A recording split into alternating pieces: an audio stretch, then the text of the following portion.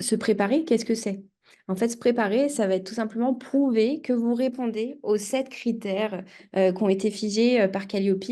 Donc, le critère 1, c'est savoir communiquer sur son offre. Il faut assurer la transparence des informations sur les prestations que vous allez fournir, les objectifs de la formation, le contenu, les conditions d'accès, les délais, les résultats attendus suite à la formation. Donc là, on est sur des résultats type taux de réussite à un examen, taux d'insertion professionnelle dans le métier visé, salaire attendu, ça peut aller jusqu'ici. D'ailleurs, c'est assez rigolo parce que là, le contenu qui est dédié, prestations, objectifs, contenu, conditions d'accès, si vous allez sur tous les groupes d'enseignement aujourd'hui, euh, les AD, les Omnes, vous verrez que les pages de formation, elles sont toutes faites pareil.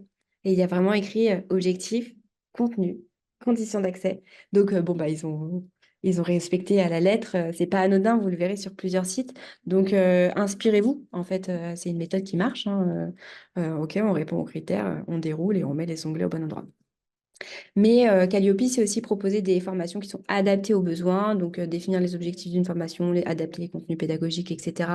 Accompagner et suivre les apprenants à chaque étape de leur formation, donc avant, pendant et après. Suivi, évaluation des formations, recueil des évolutions possibles, etc. Critère 4, offrir un écosystème favorable aux apprentissages. Donc, comment est-ce que je mets mon apprenant dans un environnement qui va lui permettre de réussir, en fait, réussir sa formation, mais réussir à atteindre l'objectif qui s'était fixé en rejoignant cette formation. Parce qu'en fait, quand je rejoins une formation, c'est pas pour être diplômée euh, en telle matière. Si je rejoins une formation, c'est pour trouver un emploi en rapport avec cette formation. Et donc, c'est là important de faire le switch aussi de ce côté-là.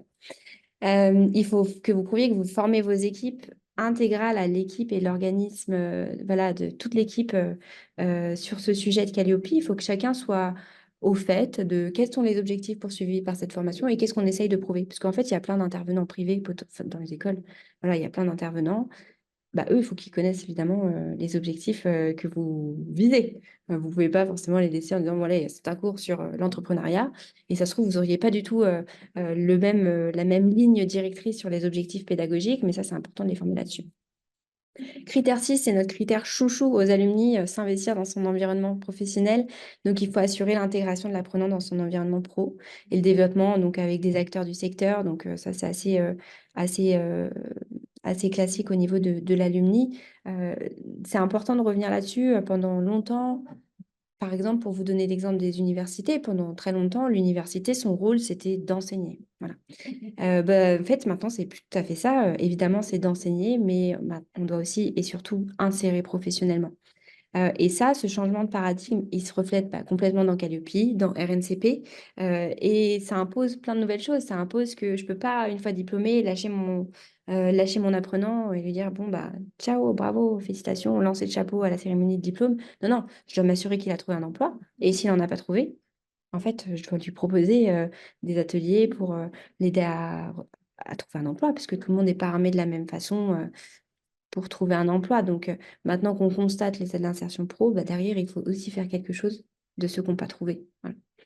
Et écouter, prendre en compte les bons ou mauvais feedbacks. Bon, bah, voilà, hein, amélioration continue. Je prouve que je suis un organisme, une organisation apprenante, que je récolte les feedbacks de mes utilisateurs, mes apprenants, et que je mets en place des processus pour résoudre. Voilà, si dans mes enquêtes de satisfaction, je vois 10 personnes qui nous disent c'était n'importe quoi, les cours tout le temps décalés, et en fait, on n'a jamais eu le PowerPoint. Je dis ça comme ça. Bah, en fait, là, déjà, il faut l'avoir récolté. Et derrière, il faut mettre un plan d'action. Dire comment ça se fait qu'il y a eu ce problème et que c'est pas remonté jusqu'à moi. Et comment je mets en place des garde-fous pour justement que ça remonte directement sur mon côté.